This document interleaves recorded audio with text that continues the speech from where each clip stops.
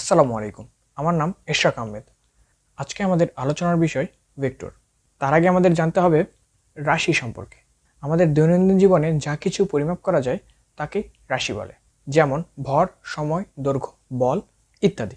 সাধারণত কিছু রাশি আছে যাদেরকে সম্পূর্ণরূপে প্রকাশ করতে শুধুমাত্র একটি মানই যথেষ্ট, যেমন সময়, ভর, দৈর্ঘ্য। এদেরকে স্কেলার রাশি বলে। স্কেলার রাশির আরেকটি নাম অদিক রাশি। এবং কিছু রাশি আছে যাদেরকে সম্পূর্ণরূপে প্রকাশ করতে মানের সাথে দিকেরও প্রয়োজন হয়। এদেরকে ভেক্টর রাশি বলে। ভেক্টর রাশির অপর নাম দিক রাশি। ভেক্টর রাশির উদাহরণ হলো বল, সরণ। এখন আমরা স্কেলার এবং ভেক্টর রাশির খুব গুরুত্বপূর্ণ একটি পার্থক্য নিয়ে আলোচনা করব, দূরত্ব এবং সরণ, যাদের মধ্যে একটি স্কেলার এবং অপরটি ভেক্টর। কোনো একটি বস্তু চলার পথে যদি তার দিক পরিবর্তন করে তবে তার অবস্থানের পরিবর্তন দূরত্ব দ্বারা প্রকাশ করা হয়।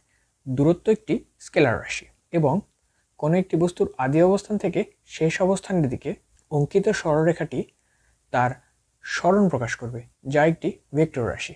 তাহলে আজ এ পর্যন্তই। দেখা হবে পরের ভিডিওতে, যেখানে আমরা বিভিন্ন ধরনের ভেক্টরের সাথে পরিচিত হব।